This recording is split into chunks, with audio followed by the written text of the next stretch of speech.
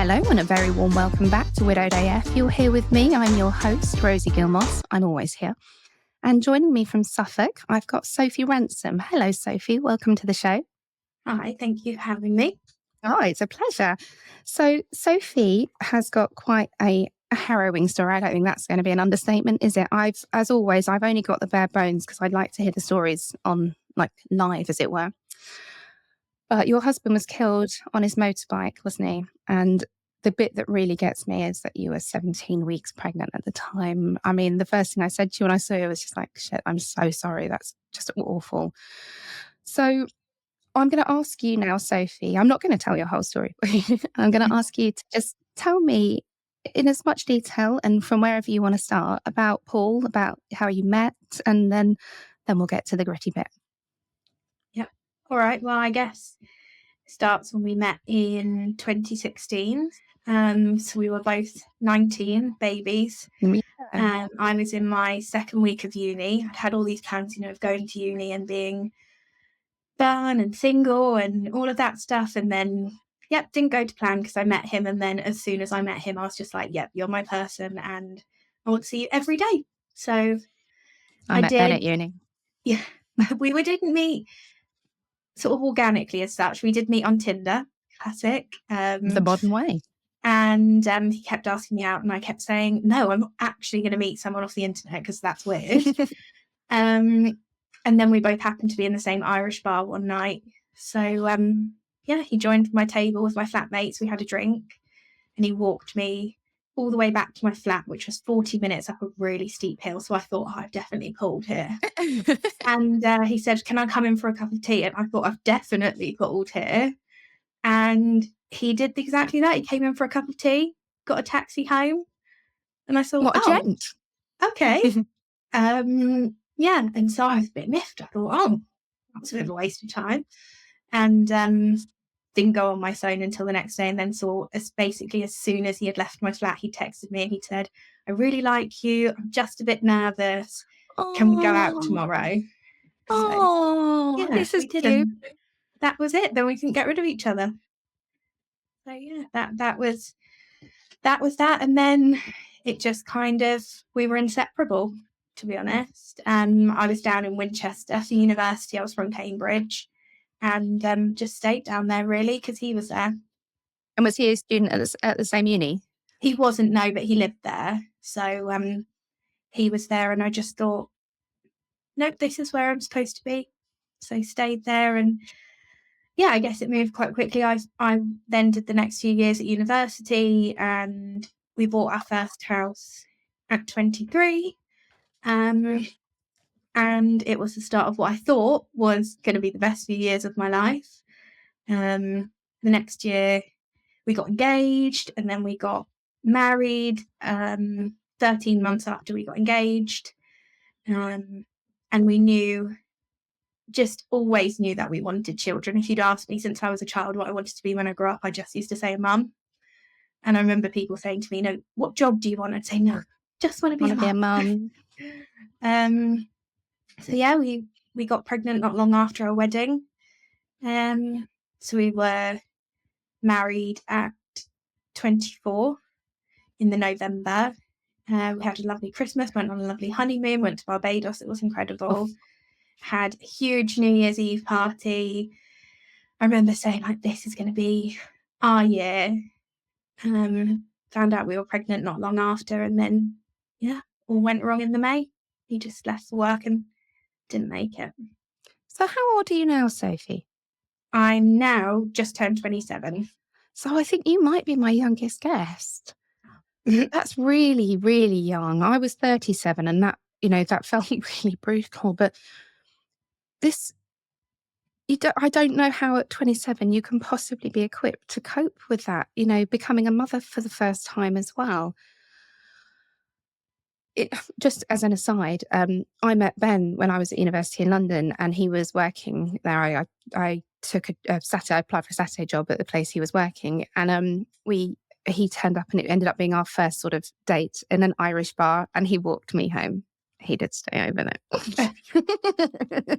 I definitely would have let Paul had he tried. My mum's not listening. It's fine. She's listened to enough. So talk to me then about what happened and what ultimately brought you into this, the shit show, as we like to call it here. Yeah, so funnily enough, I've heard a lot of your guests say you almost have some sort of premonition that something is coming, because the day before he died, I'd been sat in the nail salon having my nails done, saying, God, I just don't know how I'd ever live without him. I love him so much. I wouldn't know what to do. I wouldn't know how to do all the blue jobs or all those kinds of things. And it's like something inside your body just goes, this is going to happen to you. So weird, isn't it? Yeah, we had a lovely last evening together, which I'm so grateful for. He went to the gym, which he always did. And on his way back, he'd been to M&S and he'd got a Colin the Caterpillar cake that was reduced. And I was like, why have you got a cake? It's none of our birthdays. So we pretended it was our birthday. We sang happy birthday to each other and the cat. And then we had some cake and watched a film, which was really lovely because I'd had a terrible pregnancy until that point. I mean, I was basically comatose from so much anti-sickness medication. Oh no. I was just dosed up to my eyeballs at that point and spent most of the day asleep, really struggled to work or do anything. But somehow I just got this sort of little pep in my step that night. And it was really lovely. And we went to sleep as normal. He said, night, night, love you. Gave each other a kiss. He gave my tummy a kiss. And I've actually now realised that was the last thing he ever said to anyone, because he won't have seen anybody else or spoken to anybody else the next day. So Oh my goodness. I feel really grateful for that. But also I just think, God, I had Yeah. no clue. I No know. clue. It's like a different person, isn't it? Like this innocent. I almost felt like I wasn't a child. I was, in my 30s, but I felt almost like I was so innocent of the world up until that point. Yeah. And I'm a massive overthinker and spiraler, and I actually obsessed over people dying, and I would plan every scenario in my head of what I would do if somebody died.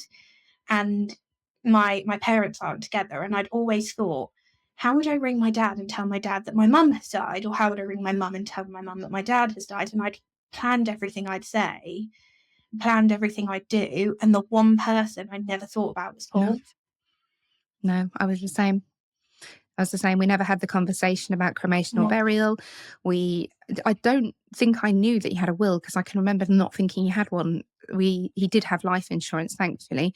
But yeah, we didn't. I had no. He was such a presence, such a big presence, and it still to this day seems absolutely incomprehensible to me that can just stop. Yeah.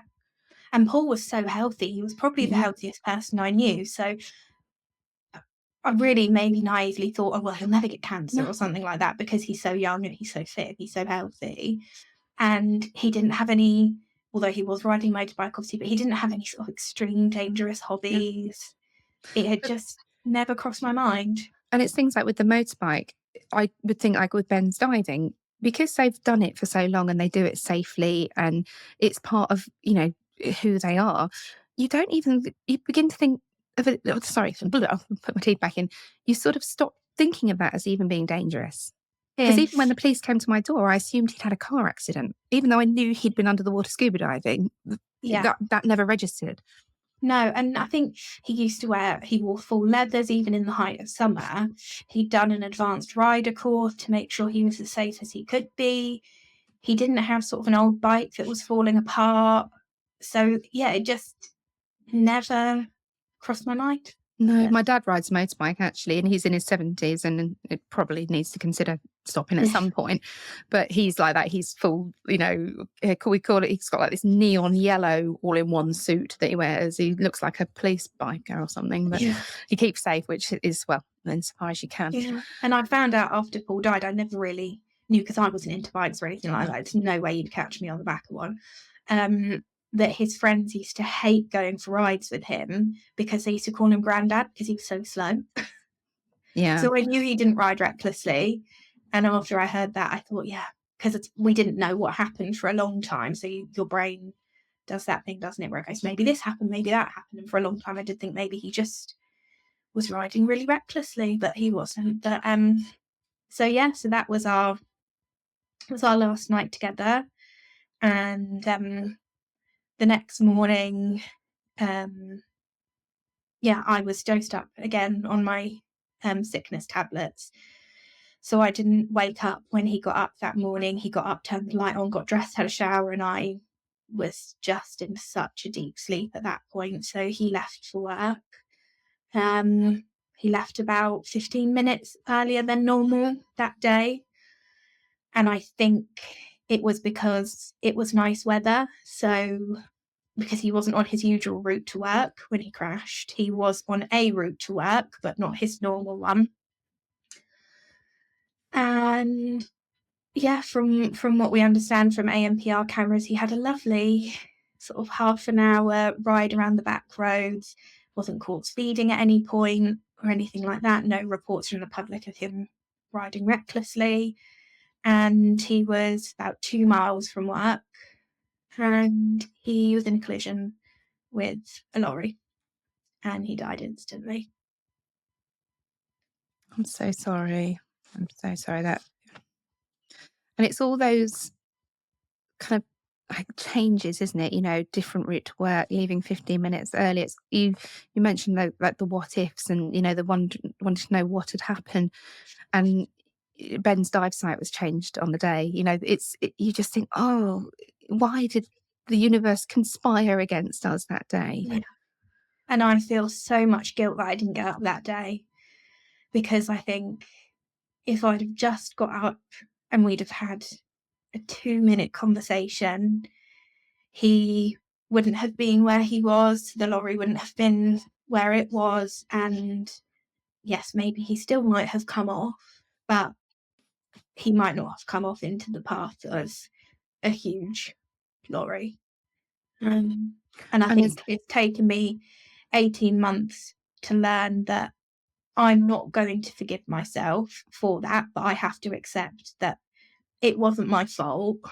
But I do think I will feel forever annoyed with myself that I didn't. Makes me really sad to hear you say that, actually. Those words, I'm not going to forgive myself, because from the outside looking in, which it's much easier to do that, of course it is. I'm thinking you were 17 weeks pregnant. You were really, really sick in your pregnancy. I've been pregnant 3 times. I know Ashley did. And you were just in bed asleep. You didn't throw him out the house early because he was getting on your nerves. You didn't say you didn't have a row and he's gone storming off into the night, with his head not in the game. I don't think you need to forgive yourself for anything. I think that, well, you should forgive yourself, but there's nothing there to forgive. But I also know that it's really easy for me to say that. Yeah. So in your application, you mentioned that initially there was questions over the road surface, and the HGV driver was initially found to have failed a drugs test. Can you tell me a little bit about that? Yeah, so it was all really chaotic, to be honest. I think I think you've had other people on here who sort of said the same, that with this age of social media now, you almost know something has happened before it's happened. Mm-hmm. And Paul didn't turn up for work, so his boss rang me, which was really unusual for him. He was usually there first. And I looked on Find My Friends and I said, oh, he's literally around the corner. He has left late. And I watched that dot, and that dot did not move. And I rang my mum, and she did the classic thing of, oh, he'll be fine. Just, he's stuck in traffic. But I've spoken to my mum afterwards, and she said she just knew instantly that something was wrong, but she was trying to keep me calm. And so I did ring the police, and I said, I know it sounds really weird, but has something happened on this road? They said, no, everything's fine, but what would your husband be wearing? And I said, oh, he'd be wearing full leathers, blah, blah, blah. They said, all right, someone will give you a call back. I was like, okay. And then another half an hour, and his boss had gone, and he said, I'll ring you as soon as I get there. And he never rang.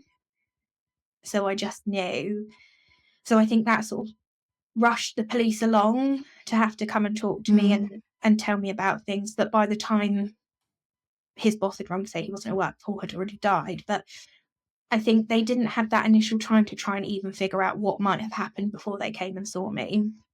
So they knocked on the door, and I'll never forget it. I was on the phone to my mum, and I looked through the peephole, and there was a police officer, and he had this little green folder from a charity called Break, and on the front it said, "For families bereaved in road traffic collisions." Oh, Jesus. And my mum said, "You just need to open the door." No, And I don't want to open the door. my poor mum was 4 hours away on the end of the phone and just heard this police officer say, "Paul has been in a collision and he hasn't survived his injuries." Oh my God. Like, what? And you're completely on your own. Yeah. Oh, darling. And I remember just thinking, but I'm pregnant. Yeah, this can't happen. But how? Like, I remember, like, in that time after knowing he hadn't come to work, but waiting for the police to come, I did the bargaining that I've heard you talk about so many times before. I went, "Well, God, I'm going to have to look after him with broken legs and a baby," and then it went to, "Well, if he's lost his legs, that's all right." And then I was thinking, well, if he's lost his legs and one arm, I'll still love him. And then I thought, well, what if he's lost both legs and both arms? Will I still love him? Then, I did this whole what might have happened. Yeah. So one of the first things I said was, "Well, what's happened?" And they didn't know. So I feel like they almost tried to tell me something before they knew. And he said, "He's been in a collision with a lorry." And my first thought went to, we live near Portsmouth, near the coast. It's a foreign driver who's on the wrong side of the road and hit him. So I thought that for a period of time. Then I was told that the driver had failed a roadside drugs test, but they didn't tell me what for. So some Googling told me that would be cocaine or cannabis. So then for a period of time, I was thinking, God, there's been this like rampant cocaine-fueled drive, and it's been all dramatic. So I thought that for a really long period of time, which actually in some way helped at the beginning because it gave me something to really cross at. And then I found out that actually it was just cannabis he'd tested positive for, and I thought, oh, all right, that doesn't really explain it. And then I think it must have been 6-7 months after he died that I got a really blasé email from my family liaison officer that just said, yeah, the driver's come in under. And I replied and said, "Come in under what?" And he said, "Oh, come in under the legal limit on the blood test that we've taken in custody." And I was like, oh, okay, so what does that mean? Because I'd spent 6 months hating this man, thinking he had killed my husband, wishing awful things on him. It had also spread round.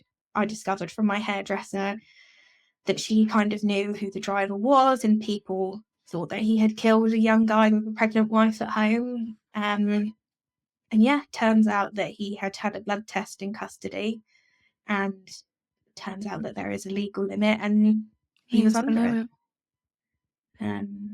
So does that mean that his driving wouldn't have been impaired by it? It might be that he'd had a spliff, because cannabis stays in your system quite a long time in terms of blood results, doesn't it? So I think he must have, like you say, had a spliff maybe the day before or something like that.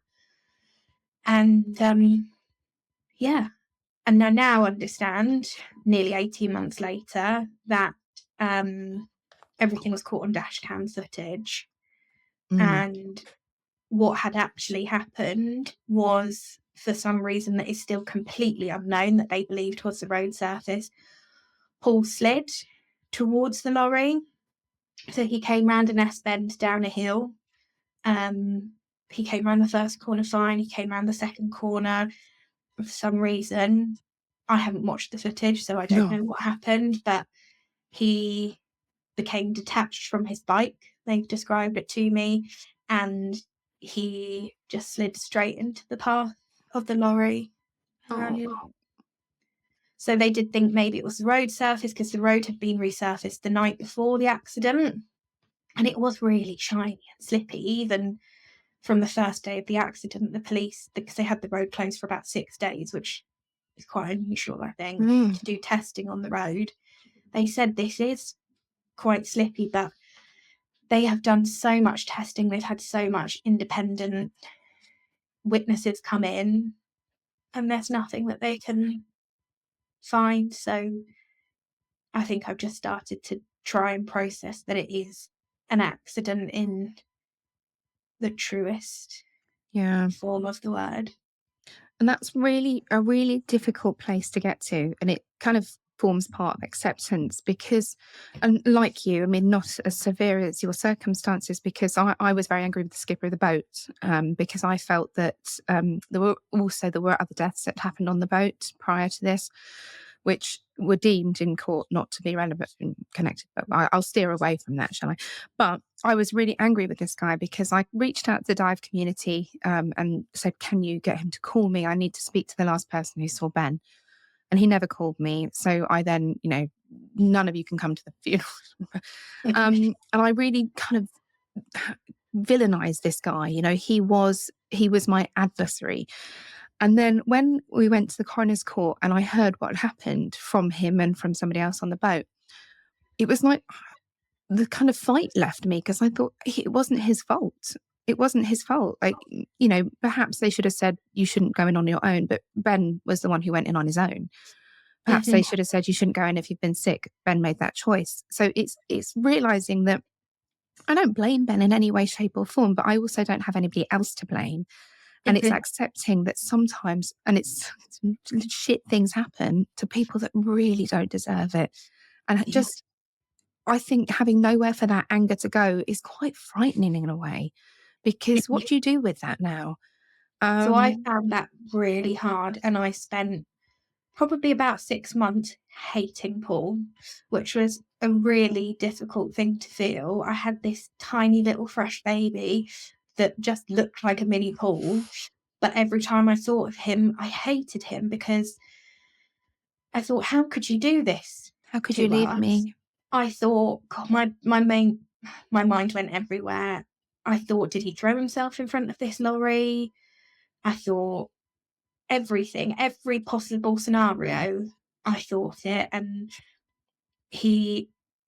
now I think back to even when I thought about this, and I can't believe either of them thought it, but he died pretty much instantly. And we haven't had the inquest yet, which is a whole nother story. But I have seen the post-mortem report, and even the coroner in there has noted that he will have been deeply unconscious instantly and will have had no idea what happened and will have died pretty much soon after because he was run over on his stomach. So internal bleeding will have killed him pretty much instantly. So the air ambulance worked on him for about an hour and a half, but at no point did they get a pulse, an eye flicker or anything. He was completely gone, but visually he looked pretty much unremarkable.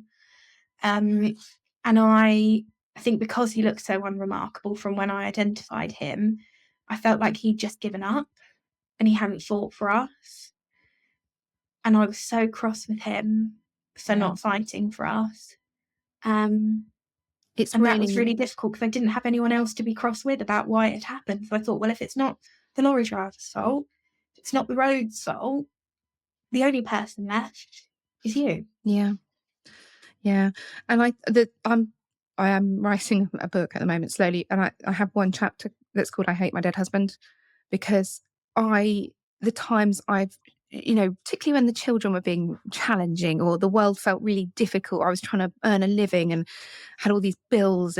And in that moment, I was so angry with him. But I genuinely do think it is a stage of grief that you have to go through. And I kind of, in the end, sort of thought to myself, how many stupid mistakes have I made that could have killed me over the years? How many times have I don't know, got in a car with somebody I shouldn't have done, but all the little tiny snap decisions that you make that could have killed you on the spot. And I suppose it's that acceptance that they were fallible too. And it sounds to me like Paul was like kind of big protecting guy, that's the way you describe him, that he made you feel safe. And that it just seems so impossible that they haven't managed to save themselves, that you almost feel angry with them. And it's completely futile and pointless and just makes us feel horrible, but we kind of got to go through it. Yeah. So your daughter now is, I think you said she's 1 on Monday. Yeah. So congratulations, because you have kept a child alive for a whole year, which I think is an enormous achievement. But talk to me about that, because you would have then had to go to hospital appointments. You presumably, who was with you at the birth? So I had my mum. Mm. I was really, really lucky that I have an amazing support system. Within 5 minutes of being told that Paul had died, I had friends at my house. We sort of all lived within the same new build development. So, Yeah. One of my friends was on maternity leave. So, bless her, I think she literally picked her little boy up, who must have been, I don't know, maybe 4 or 5 months old at the time, in his pajamas, brought him over. And I just remember at one point looking over and there just seeing this baby lying on the living room floor. So like, oh, okay, like I hadn't even registered No, you don't. what No. had happened. And so my parents lived about 4 hours away. I was living down in Hampshire at the time. But at no point, even though they were that far away, did I have to do anything on my own. So my mum, my stepdad, and my dad, between them, sort of just alternated hospital appointments, really. So obviously I did more of my pregnancy without Paul than with Paul. He'd come to everything before that, every midwife appointment. I'd had quite a lot of scans, I'd had a lot of bleeding in the early stages. So pretty much once a week we thought, Yeah. I think the baby's gone here. So we'd go for a scan. And I just had a hematoma. But yeah, they came with me, and then I moved about 3 weeks before I had Poppy up to the other end of the country to be near a family. So that was logistically much easier because I had family around. And went into hospital on the Thursday, and Poppy made a very dramatic entrance at 11:30 on the Saturday night. She kept you waiting a while. She did. I had an induction, which actually, as far as inductions go, was really quite positive, until my body just went, nah, I'm not going to do anymore. I've had enough. So I ended up having a general anaesthetic C-section at 11:30 on the Saturday night. So didn't end up having mum with me in the room, because when you're put to sleep, you can't have anybody with you. But I had my mum with me all the time until that point. But even that, I had a similar situation with my second child. I'd had a C-section first time, and second one, I wanted to have a natural birth. And one of the reasons I wanted to do it was because I wanted to be up and about, because Ben would have had to go back to work. And I ended up having a general anaesthetic and a C-section. And I'm just thinking how broken I was after that procedure. I've had 3 cesareans. That one, the other 2 were fine. That one, it just was, I can remember lying in bed thinking, I'm never going to feel better. I'm going to be in pain forever. And now I'm trying to imagine doing that without Ben, and how daunting that must have been, because you wouldn't even have been able to be up and about like you would be after a natural birth. And it sounds like your mum and dad are amazing. Did you stay with them at this point? So I stayed with my mum on and off Yeah. after Paul died until Poppy came.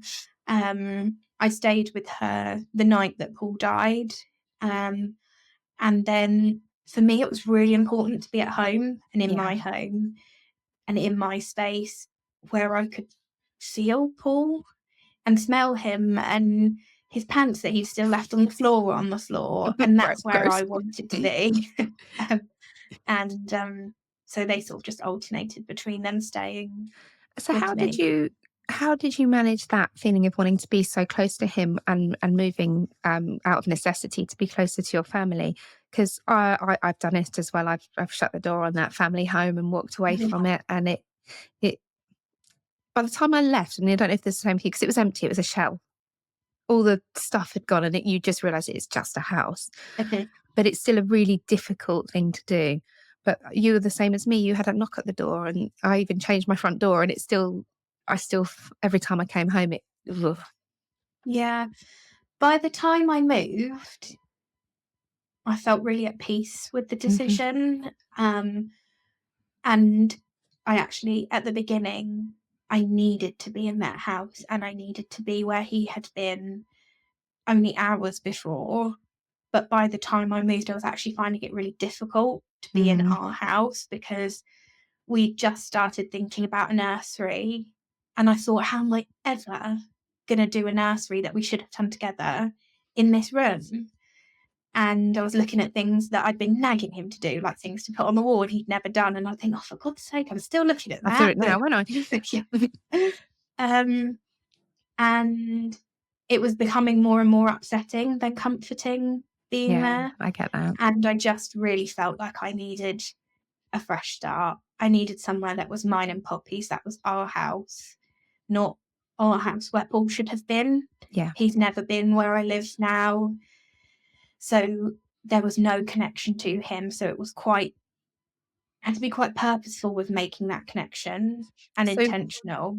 I was just going to ask you what you've done in terms of sort of photographs and things, if you made sure there's lots of pictures around. And I guess Poppy's little, but at some point you'll have to, or you may already have started, about talking to her about why Daddy's not there. I'm leaping on a bit because I haven't even asked you about the funeral, but yeah, here we are. And I'm trying to think with Tabs what I did. I've got a video somewhere of her pointing at a picture of me and Ben. And she was little, she was really little, and she's saying Mummy and Daddy.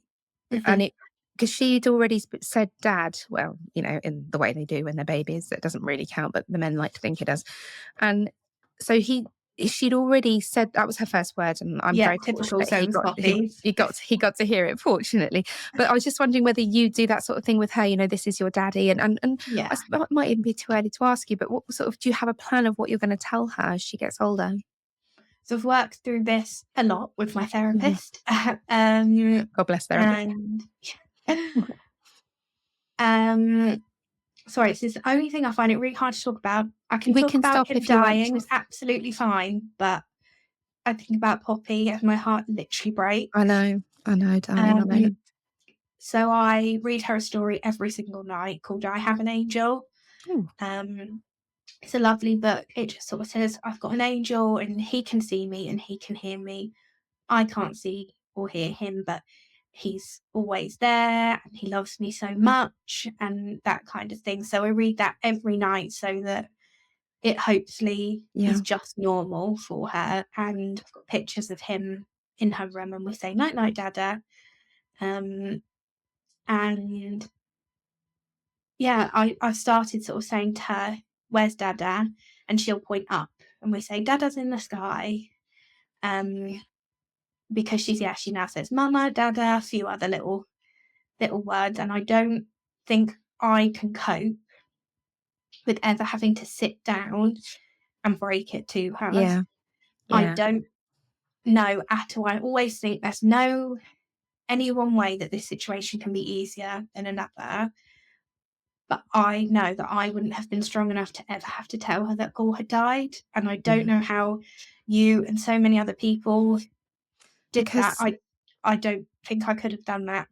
Because you just do. And it's that weird strength that you get that you really wish you hadn't had to find.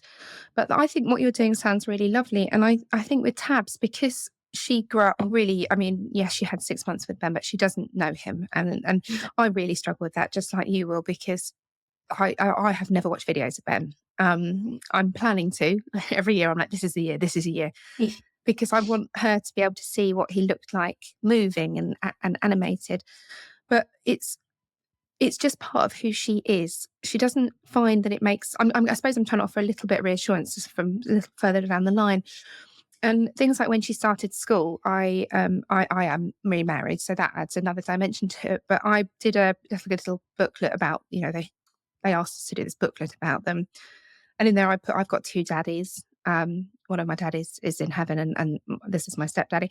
And just sort of taking away all the mystique and the shrouding and secrecy that would have happened if it was our generation. That's what happened. You just didn't speak about them anymore.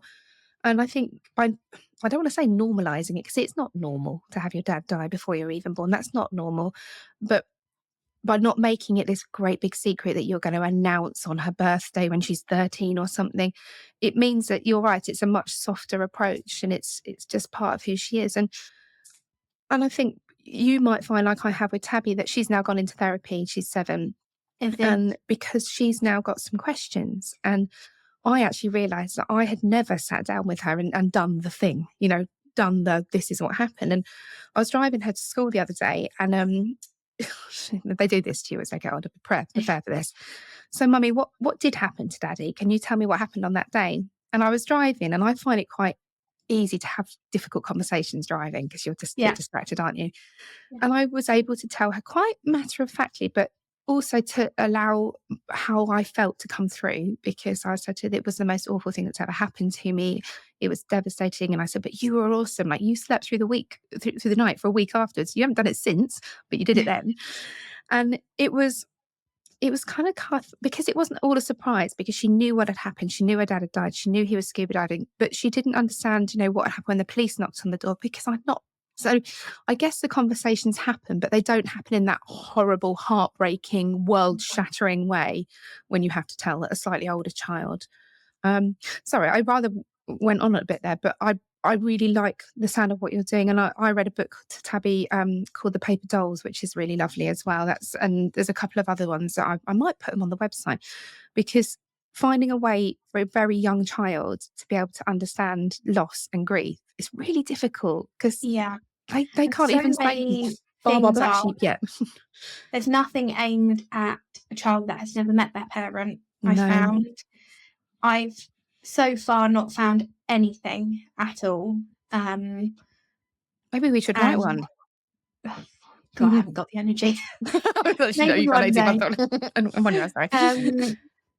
Yeah, and it's hard because luckily there are not many of us who are in this situation, but we are there, and we do have to have these conversations with our children. And my therapist has found loads of resources for me and things, but even she said, I can't find anything about how to talk to a child that's never met their parent. And I said, will she grieve him? Will she miss him? And she sort of just had to say, I don't know. No. Probably, but I don't know. So it's all a bit unknown, really. I think what I'm seeing, and I've sort of been expecting it to happen at some point, is that sort of grief for the unknown. And a little bit of jealousy. And even for the boys, I've made them, they wanted proper photo albums, not prints, proper out, with the slidey bits in, pictures of them and their dad. And I was able to fill 2, medium-sized albums quite easily. But of course, for Tabs, I had a 6-month-old. I wasn't taking family photos. There's a lot of pictures of her, but not that many of him and her. And I think she's quite envious of even that they've got that sort of real, and they can remember that. It's the way Monty described it. He's now 14, is like grains of sand. The memory, it's starting to go in, and that actually is really, really sad. But our job, I suppose, is to be the kind of keeper of the memories, is to talk about them, to make them feel like they know who they were. Because it's all very well, and I'm guilty of this as well. You can canonise them, but your dad this, your dad that. And one of my children said they've almost felt a bit intimidated by his legacy, that he was such an amazing man. I was like, okay, let me set the record straight. He was an amazing man, a saint he was not. Yeah. And I think it's, joking about their mannerisms or their terrible taste in music and things like that, humanising them as a person as well is really important. I do that a lot, and even I think at the funeral, because everybody just sort of idolises them after they die, don't they? And they put them on this pedestal, and sometimes I hear people talk about him and it's like they're talking about somebody else. And I think, no, even the morning that he died, I remember going into the bathroom after he died, and he could just never use a bath mat. We had separate bathrooms, and he was not allowed in mine at all. Separate bathrooms? That is the dream. Well, only because I was more messy than him. And but he never used a bath mat, and it drove me insane why I would put one in there. He could not just put it on the floor and step on it when he got out of the shower. And I went upstairs, and it used to look like he had melted. His clothes would just be wherever his body had been. And I went in, and pants were there, socks were there, top was over there and this huge puddle of water. And I thought, oh, you bastard. Left me to clean that up now, Got to haven't clear you? up. And but I left it to dry. And I thought, no, Did I'm you? not doing it anymore. Do you know what I found as well? I was not always the hottest on keeping on top of the laundry, and Ben works abroad, so he used to come out with his horrible, dirty laundry. And I'd washed it all. Everything was washed. Our bedding was fresh. You know, there was nothing that smelt of him. Well, I did the opposite, and I left his dirty washing in his washing basket for about 6 months Did until it I walk moved. itself to the machine? It had to go in the bin. Had to go in the bin. Yeah, I had some like work clothes, but I drew the line at that. Actually, I'll tell you what, have you had anything made from his clothes for Poppy? No, I haven't. I don't know if it's just me. I don't feel any connection to his clothes, really. He really was not sentimental or materialistic or anything like that, really. I've got a couple of tops that I have inside the house, and when Poppy was born I had some pictures taken, and I had one taken of her, and we sort of wrapped the top around her, so it was like he was giving her a little cuddle, and that one feels really special now because I can really picture him in it. But no, I don't feel anything towards I them. only I don't asked. want to get rid of them at all, and anybody dares even try and suggest it to me, then they'll get a bit of my mind. But the thing was, they can just stay in the suitcase for as long as you want them to, can't they? You don't have to. And I've got Ben's dressing gown and a jumper of his hanging in my wardrobe here, and on a pair of his boots, because I said wherever I go, his boots will always have a place. I don't know. He just wore these chunky brown boots, but they to me have that kind of real essence of Ben. And my eldest son is enormous, and he wears his clothes now, which is a little bit disconcerting if he wears that. He comes down in the jeans and jacket. I'm like, Jesus Christ. But one thing I did do is, and I did it for all of them, including my stepdaughter Holly. I had clothes made from their parent, toys made. So they're bunnies, and they're really, really sweet, and they've got all little bits. And Ben always wore jeans and track shirt, and so I found, because I had the similar thing, I didn't want to get rid of his stuff, but I also didn't know, what am I doing with a suitcase full of skanky H&M t-shirts? You know, they were all holes in and things. It was nothing that could be reused. So that has been something that they don't sort of sleep cuddled up with them every night, but they're precious. They live in their bedrooms. They've all got one, and they sort of stay in there. And the other thing that might be really helpful, I don't know if there's anything like that in the EU. I'm assuming there probably is. But around here, there's a charity called Holding on Letting Go, who and I'm going to book tabs in. She's not done it yet, because I thought, well, is she grieving? Does she have, does she need it? You're not sure. And they do work with children who've lost a parent or anybody, actually. And so there are sometimes, as she gets older, you might find there's more available to her. Actually, tell me about his funeral. We didn't talk about that. And often when somebody dies young and suddenly, there's quite a spectacle of a funeral. So tell me about it. I can't really tell you much, if I'm honest, because I've really blocked it out. You couldn't even get drunk, could you? No. No. I think that's the only way I got through. My God. Yeah. I really don't connect his funeral to him dying, if I'm honest. I think more about the time that I spent with him at the funeral home before, like that was my sort of closure. But his funeral was, there was quite a lot of people there, maybe 200 people or so. I think with the crematorium, they were sort of, all the seats were filled. They were piled maybe 3 deep at the back, all down the sides as well. There's something quite special about that, isn't there? And it's one thing I do say to people is, if somebody loses someone, even if you weren't that close to them, go to the funeral. Yeah. There's something about having that many people. It's making me go all goosebumpy in a room grieving with you. Widowhood is so isolating and so lonely. And in that moment, it doesn't last because people have their own lives. But in that moment, everybody is there because they care about you. And I think there's something really powerful in that. Yeah. The service itself was lovely. As lovely as funerals can be. I was in shock big time. I managed to stand up and read our wedding poem. We'd been married 6 months and 10 days when he died. Oh, God. And we'd had this lovely poem that was sort of like, wherever we go, whenever there's me, I hope there's you.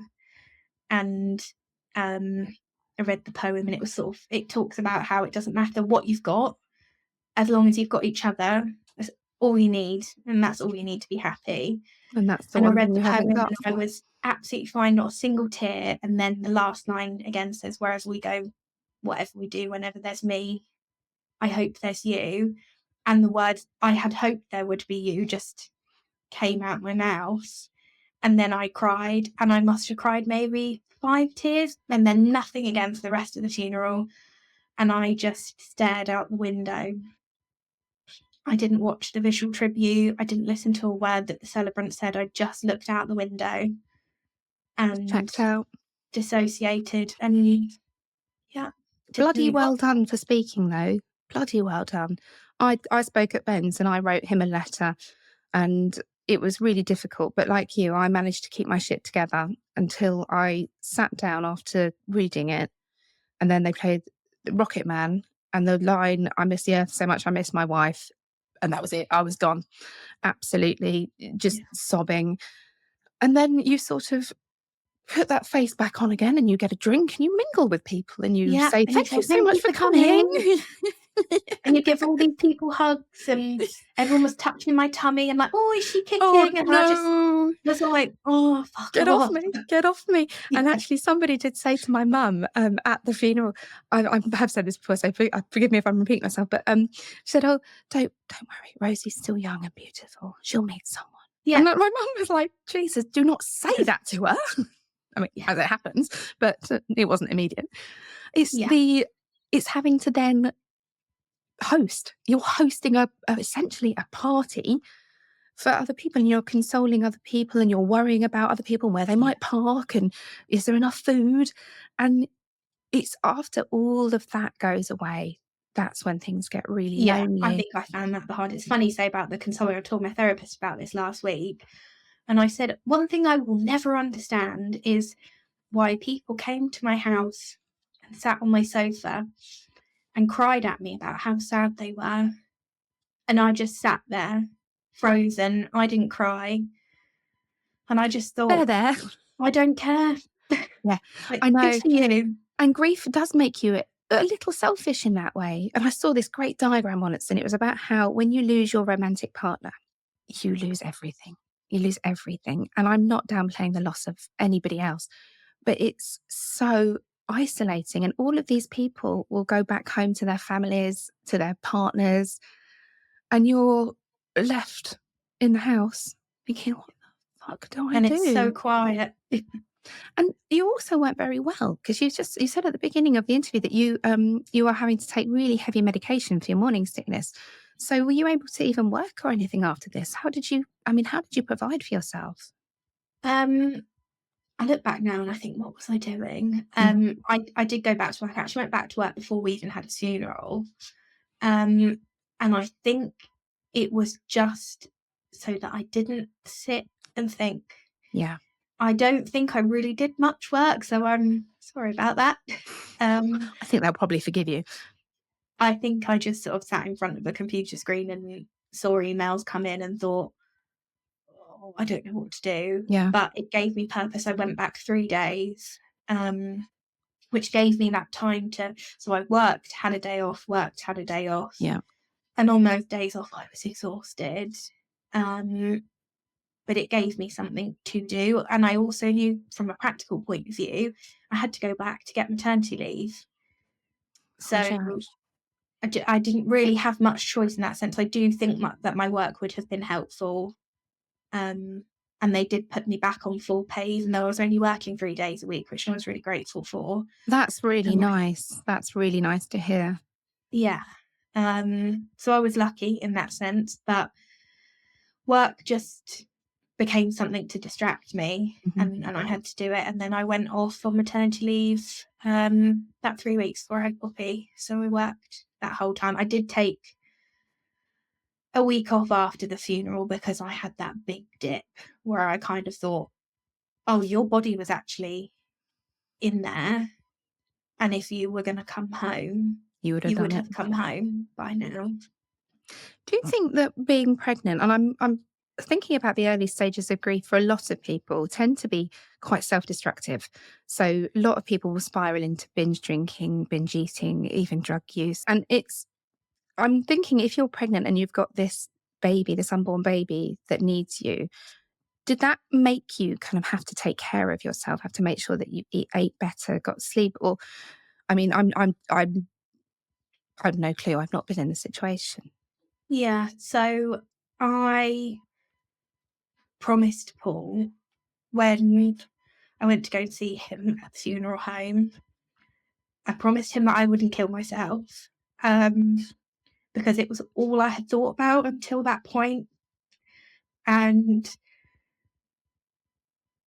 I find it really difficult,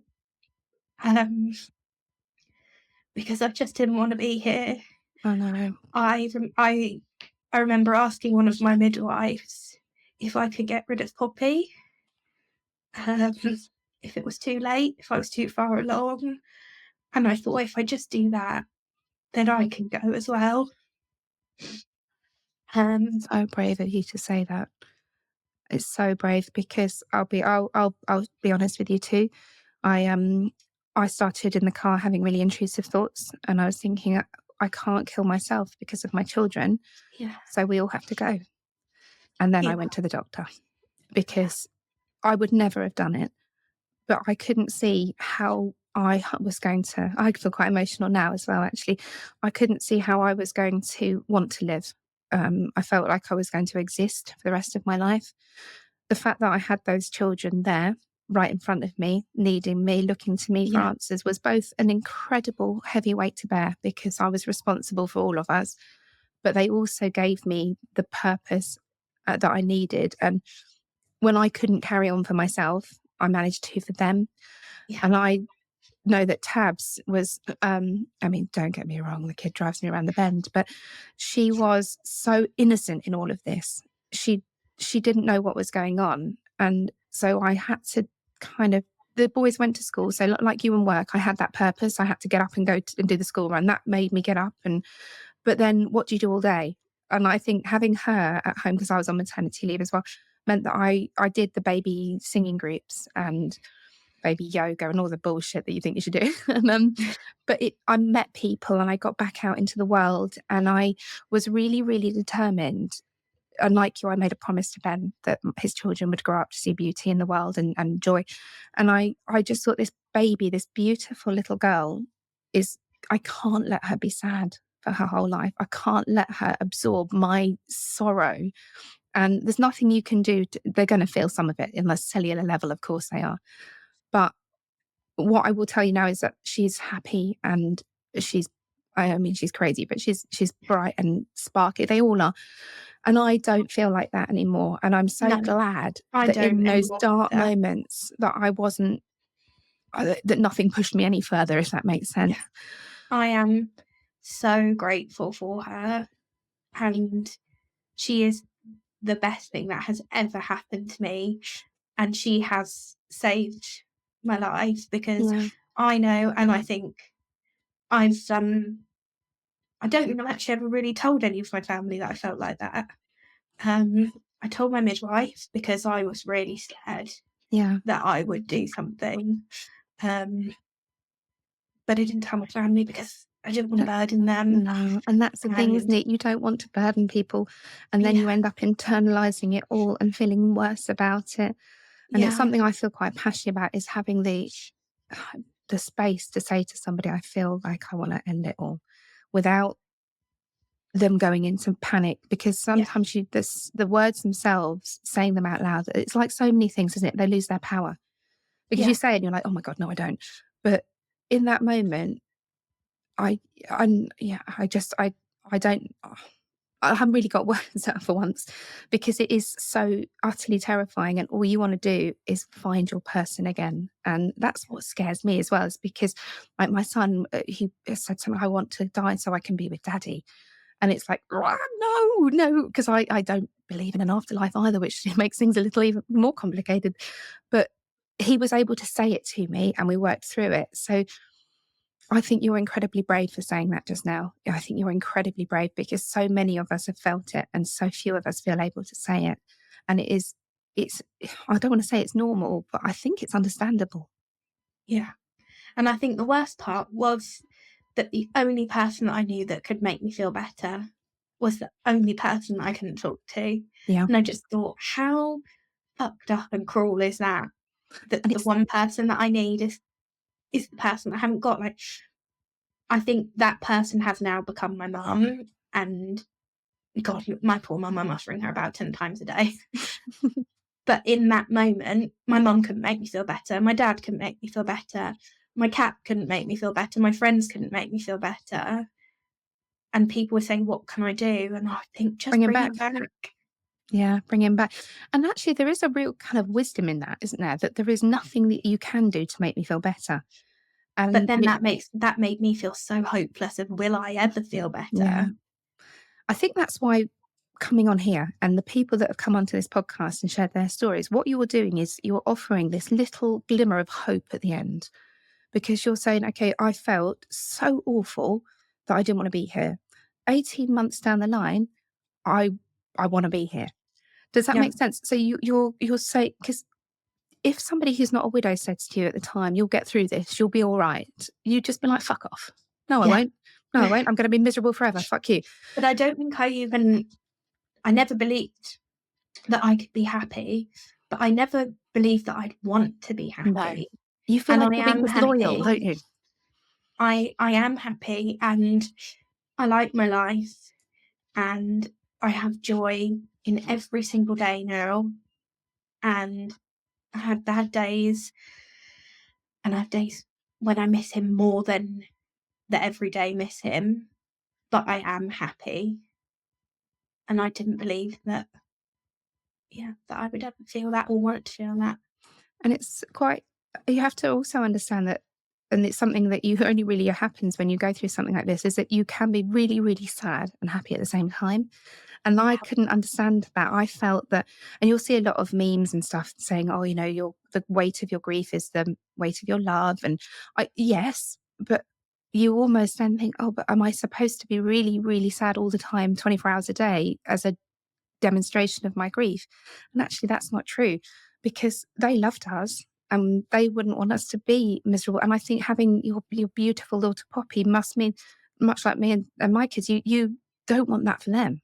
You want them No, to realize that you can go through something awful and you can come out fighting. And I know particularly my older two are really proud of me, because they've seen the crumble and the rise back up again. They've seen a lot of messiness in between, and I haven't been a perfect mother at all, but I have loved them and I've shown them that you can get knocked down by the thing you fear the most and get back up again. And I think Poppy will look up to you so much as she gets older.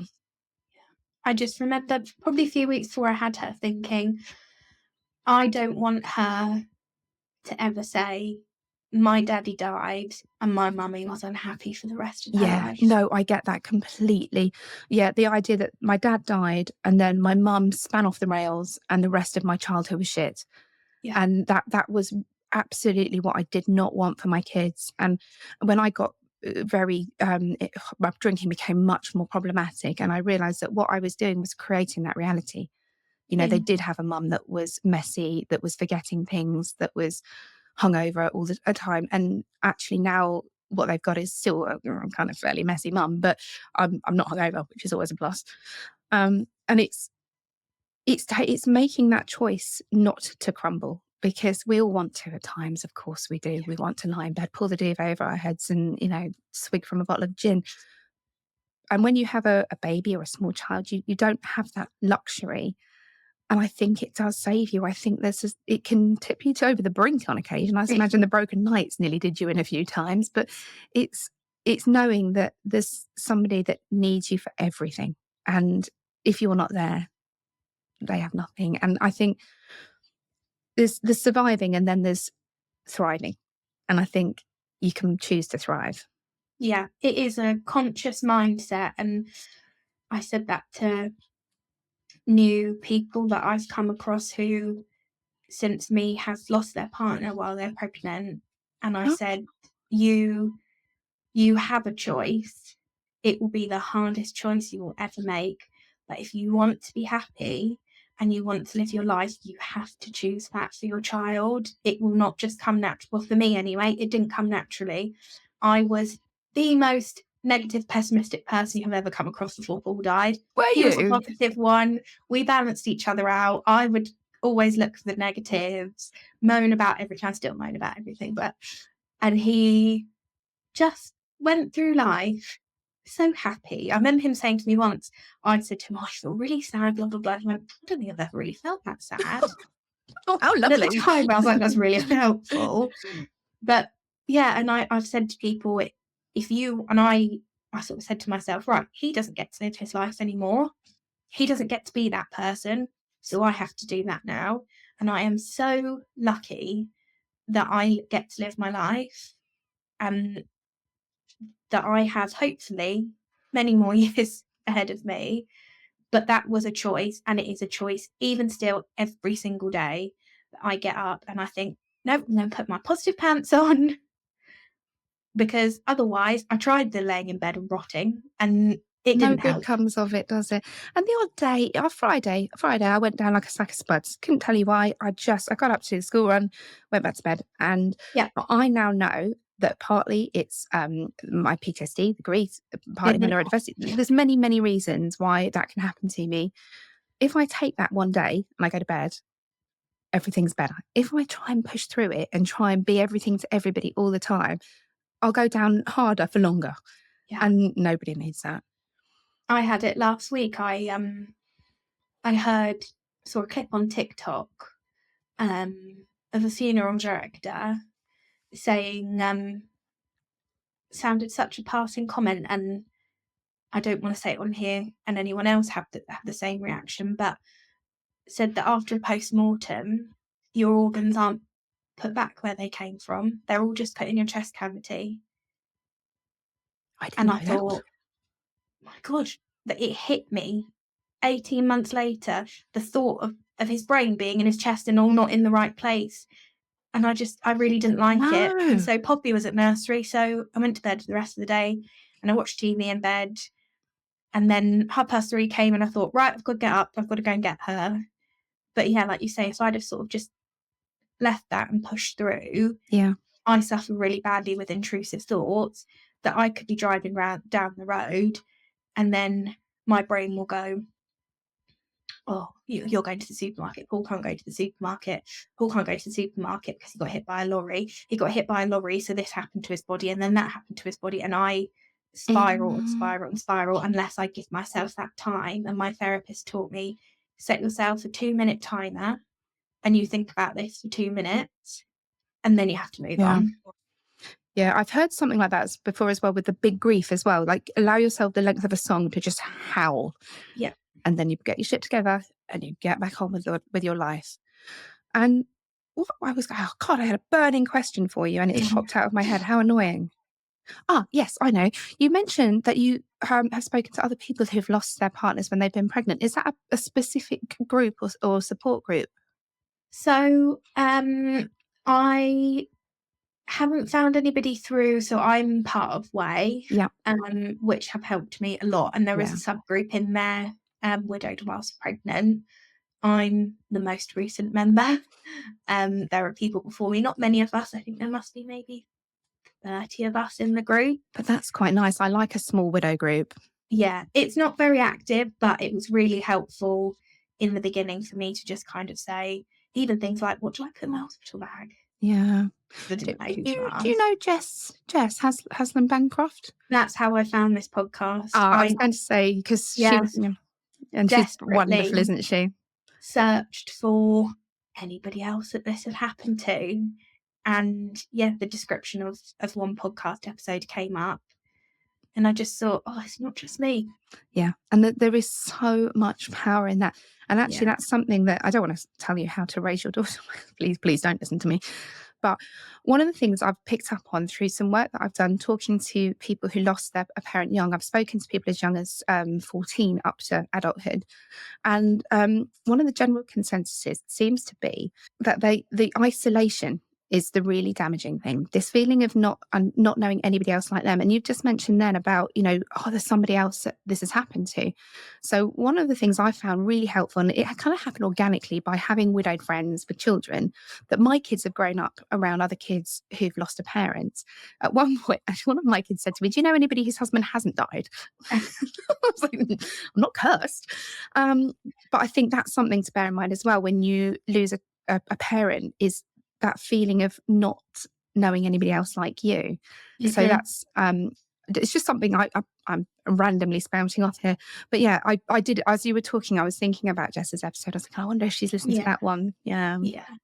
And like you say, it sort of just does happen organically, doesn't it? It's almost like you become sort of some sort of magnet, don't you? Yeah. And then people find you. But mine has been TikTok. So I somehow found myself on some sort of widow algorithm, and it's been about 3 people that I've become TikTok friends with, who are all sort of about my age, whose husbands or partners have died when they were pregnant. And it was really important to me, because you get so many messages, don't you, saying, my husband died, my children were 15 and I'm 10 years down the line. But in those early stages, I just needed someone who was like me. Yeah. I didn't want someone who had 5 years of making memories. I needed someone who hadn't even had 5 minutes to make those memories. And so I just sort of reached out and said, I'm 18 months down the line. If or when you ever decide you need someone, I'm here. But I get it. Yeah. Because I couldn't relate to the people whose husbands or wives had been ill. And I was almost... Did you feel almost jealous? Yeah, same. Yeah, and that's a dirty little confession, isn't it? Because you don't want to be jealous of someone that lost their partner to cancer. But you're like, but you got to say goodbye. And you knew. I was so naive. Blindsided. The day before, not the day before, maybe about 3 days before Paul had died, I posted on my Instagram, it'd been our 6-month wedding anniversary, and I posted 6 months down, forever to go. Oh. And then about 2 weeks before that, I'd announced that we were pregnant, and I'd said the best chapter of my life is just beginning.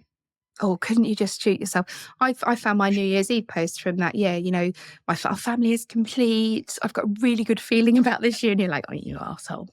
Yep. I'm very cautious what I post now on anniversaries. Here's hoping we all survive. Yes. Sophie, it's been really, really remarkable to talk to you today. You've been, especially, and I don't want to wang on about your age, but the fact that you are so young and you're so wise and you're so, I don't know, well balanced. It's like you've taken this awful trauma and you've been angry and you've raged and you've done the things that you need to do, but you've also, we've just talked about, made the choice. And the choice that you've made is that you and your daughter are going to have a good life. And I genuinely believe you are. I have every faith in you. And I really want to see a picture of Poppy. Will you send me one after? Yeah. I will. Yeah. So thank you ever so much for coming on today. It's been, every story I hear is just incredible. And the thought of you having to go to those hospital appointments without Paul by your side, and the fact that you've dug so deep and you're giving so much love to your daughter, and you've managed to find joy again, I think is utterly, utterly admirable. And I wish you both lots and lots of love as you continue to heal. Thank you. And to anybody that's been listening today and has been affected by the episode, please know that you can reach out to me anytime. And I'm sure that Sophie would be happy to answer any questions if you've got any. But for now, all of you out there, lots and lots of love, and I'll be back with you soon. Thank you for listening. If you found this episode helpful, hit follow or subscribe so you don't miss the next one. And if you think someone else may benefit from this, please do share. We'd also really appreciate a quick review. It helps more people find the show. Thank you again, and see you next time on Widowed AF.